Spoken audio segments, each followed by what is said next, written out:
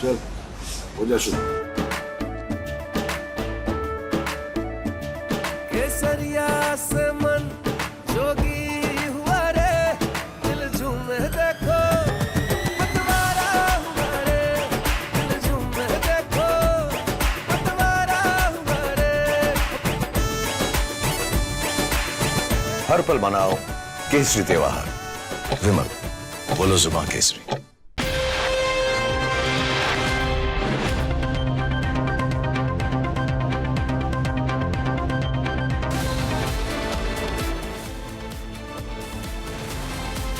Investigation into Renuka Swami murder picks pace. Victim was tortured, given electric shocks.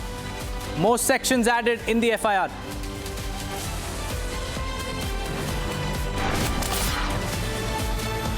Daughter of YSRCP Rajya Sabha MP mows down man with her BMW. Daughter arrested, later granted bail.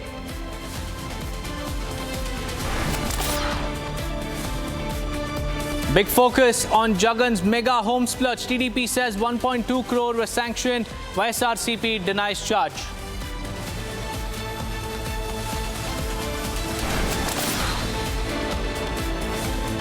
US delegation comprising of former House Speaker Nancy Pelosi meets Tibetan spiritual guru. Dalai Lama in Dharamshala calls on China to resolve issue with Tibet.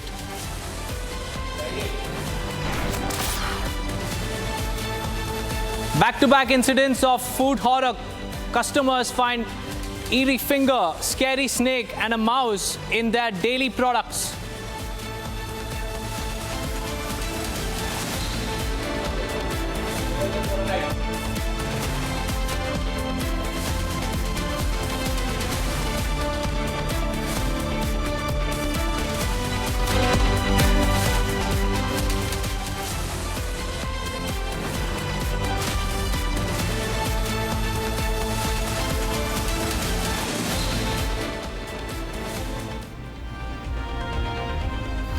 A very good evening, viewers. You're watching Across the Republic with me, Deepak Suresh Kumar. First up, let's talk about the Renuka Swami murder case, because the investigation into this high-profile murder case has now revealed gory details of how he was murdered, and before that, how he was tortured by giving electric shocks, and also the theft after killing him. We'll get you all those details in this report.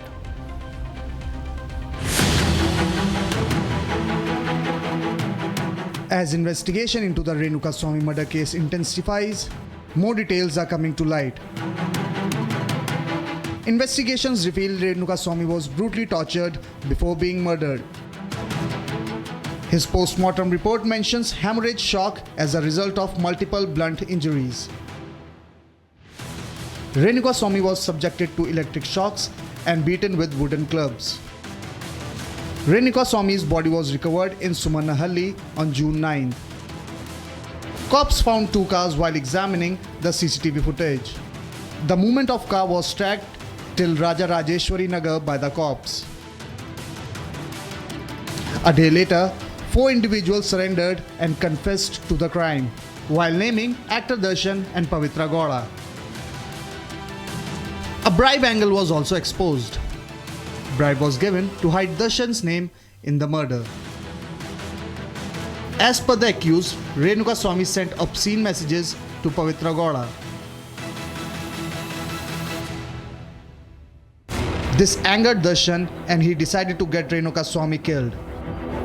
Renuka Swami was kidnapped from Chitradurga on June 8th and brought to Bengaluru, where he was tortured and eventually killed. Key evidences in the case have been gathered and investigation is picking pace. This includes blood-stain samples, CCTV footages, the victim's clothes and hair strands.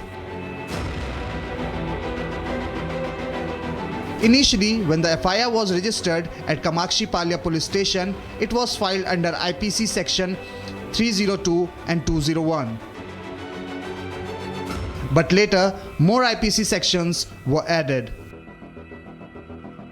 Actor Darshan, Pavitra Gowda and others have been arrested. But will justice be served?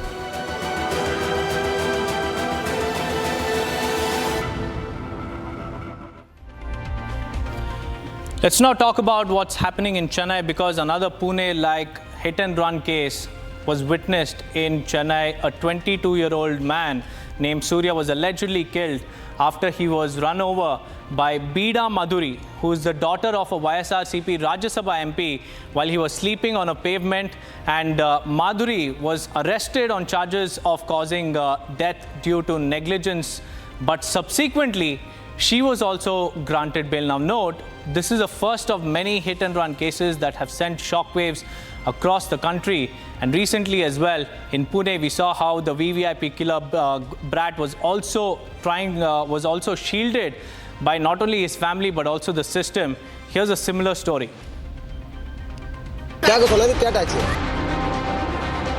This is the video making rounds on social media. A woman is seen arguing with an agitated crowd. In the wee hours of Tuesday, a 22-year-old Surya was sleeping on a pavement in Chennai. He was killed after the daughter of YSRCP Rajya Sabha MP Bida Masthan Rao allegedly ran her BMW over him.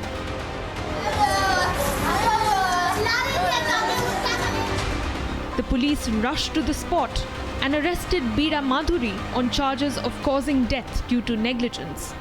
However, she was granted bail. And here is her friend, who is seen engaged in fierce arguments. Remember, this is the first of many cases that has emerged recently. The Pune Porsche murder that claimed the lives of two youngsters at the hands of a VVIP super brat opened a can of worms. Today, a luxury Mercedes car ran over a courier boy at Golf Club Chowk in Pune. The courier boy, unable to control his bike, first falls down in the middle of a busy road and moments later is crushed by this black supercar. With the lives of innocent people on the line, can there really be further delay in stringent action against reckless driving? Now moving on, a case of racketeering and sexual harassment has also come to light in Bihar's Muzaffarpur. At least 200 to 250 young women were allegedly lured on the pretext of being offered a job, and they were sexually exploited while being held captive under the pretext of job opportunities. While the main accused has been arrested, the horrifying allegations have now sent shockwaves across the nation. Here's the story. 71 kilometers away from Bihar's capital city, in Muzaffarpur, a shocking case of racketeering and sexual harassment has come to light. A survivor's testimony has blown the lid off a mega jobs racket. At least 200 to 250 women were lured under the pretext of job opportunities, held captive and sexually assaulted in Muzaffarpur. The accused contacted the women via social media and provided training to make fraudulent calls. The women were assaulted and sexually abused if they failed to meet the targets.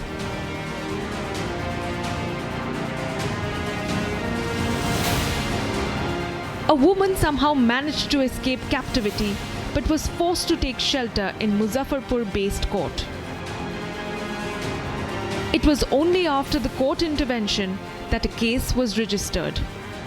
इसी investigation में हम लोगों ने जो main accused था, जिस पे लड़की ने आरोप लगाया सेक्सुअल असॉल्ट का और किडनैपिंग का, उसके हम लोगों ने अरेस्टिंग की है.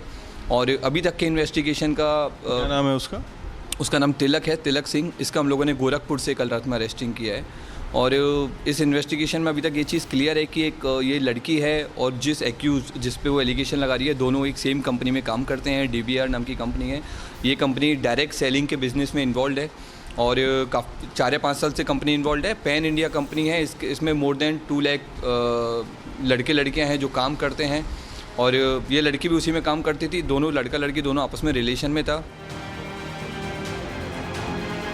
While the Bihar government has assured strict action in the case, पर इसकी जांच हो रही है. जांच के जैसे ही पूर्ण होगा तुरंत कार्रवाई, स्पीडी ट्रायल चलाकर इन लोगों के खिलाफ कार्रवाई किया जाएगा. The Muzaffarpur racket has sent shockwaves across the country. Now shifting our focus, a US delegation today met Tibetan spiritual leader Dalai Lama in Dharamshala and called on China to resolve their issues with Tibet. Here's how the story panned out.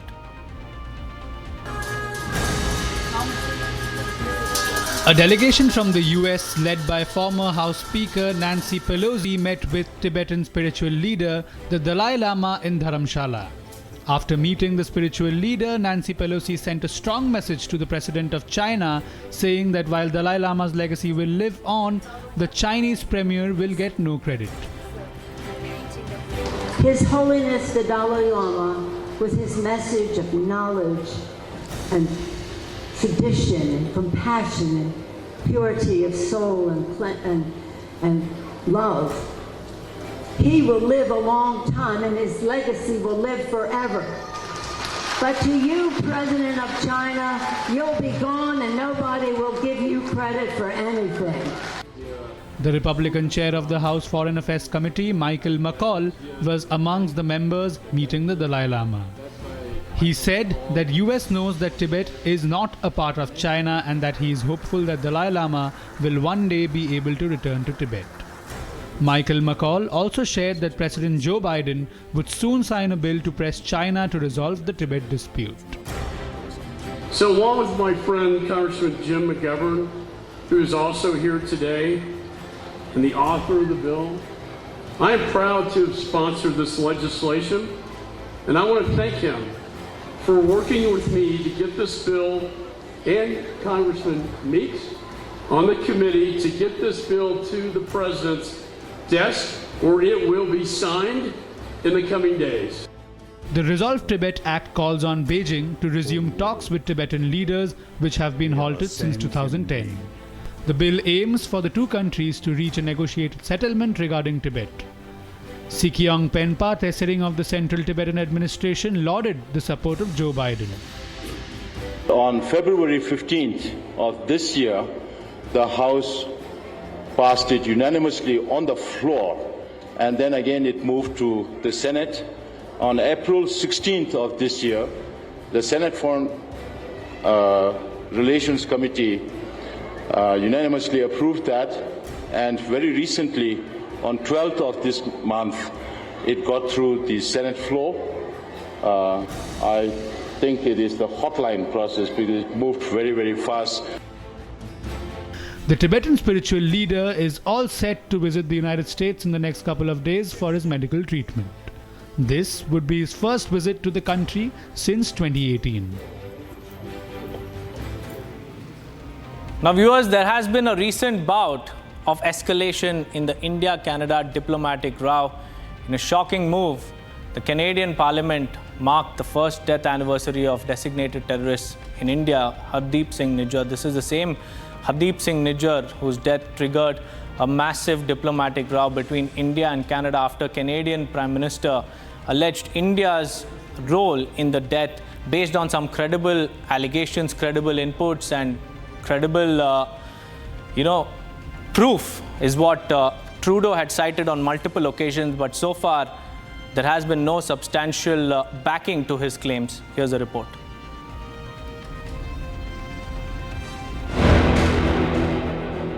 The India-Canada diplomatic row has escalated further.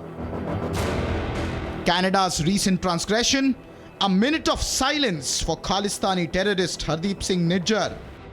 A moment of silence in memory of Hardeep Singh Nijjar. Watch how the epitome of Canadian democracy, the House of Commons, stands in a minute of silence to mark the first death anniversary of Khalistani terrorist Hardeep Singh Nijjar.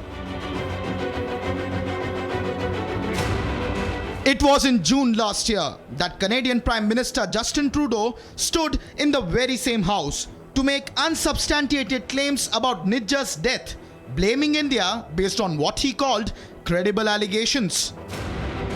Over the past number of weeks, Canadian security agencies have been actively pursuing credible allegations of a potential link between agents of the government of India and the killing of a Canadian citizen, Hardeep Singh Nijjar.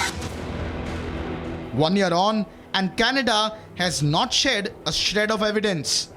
However, Trudeau's love for Khalistani elements is not one that is new. From pro-Khalistani slogans at his rallies,